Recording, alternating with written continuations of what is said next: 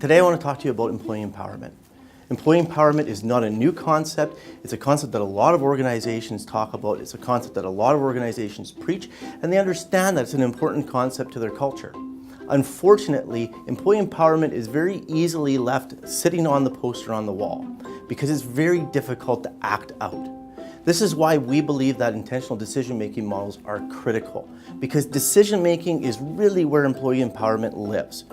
One of those models which we believe really pushes employee empowerment more than others is the authority-style decision-making model.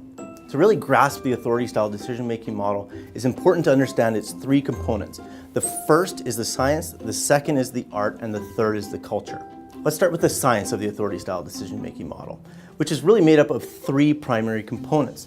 The first one, and probably the most critical, is that a single decision maker is assigned for any decision. That's one individual, not a group, not a pair, but one individual. The second component is that that individual is entrusted to go and seek input before making their decision. It is not enough for them simply to trust their gut to make the decision. And the third component is that every individual above the chain of command from the decision maker has the power of veto. Now, it's very important to understand, though, that veto should not be used carelessly.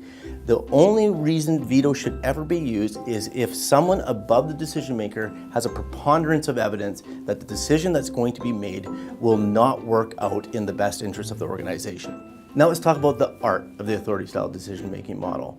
Well, the science is really straightforward. The art is less so, and it's really something you're going to get better at over time. The art is made up of two primary components. The first one is what decision needs to be made. This may seem really straightforward, but in reality it isn't, because it's always a juggling act between how broad or how narrow the decision is.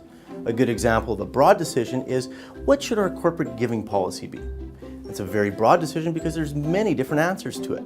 Something more narrow would be, how much money should we put towards charity this year? A very narrow decision. The second component is who should be making the decision. This might seem simple again, but in reality it isn't, because again, you've got a juggling act between the depth and the breadth of understanding.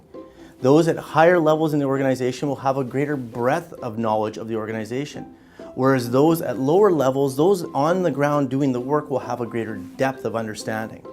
What you really want to try and achieve is a balance between those two.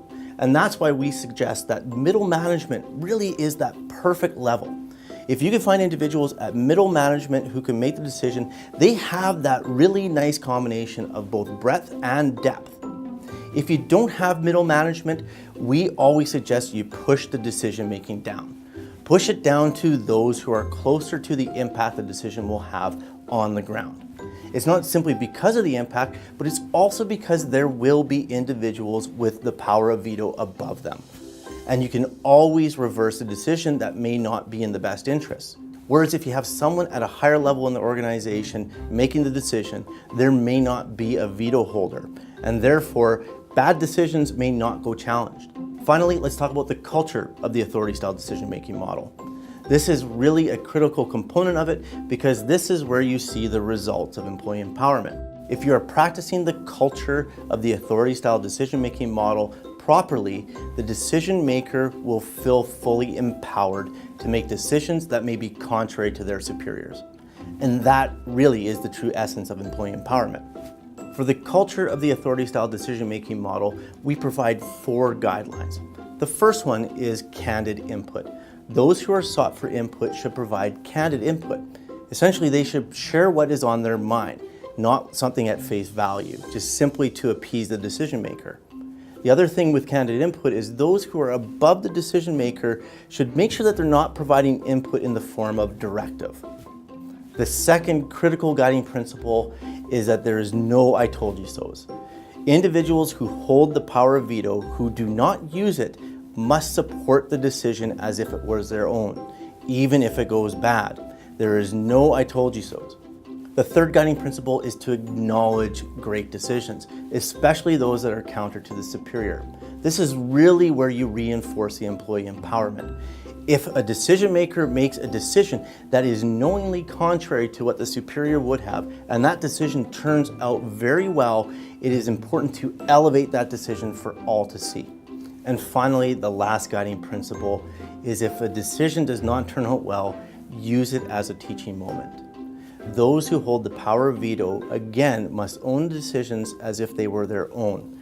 And therefore, if they do not turn out, they should also own them as if they're their own and work with the decision maker to determine why it didn't work out and how they can learn going forward.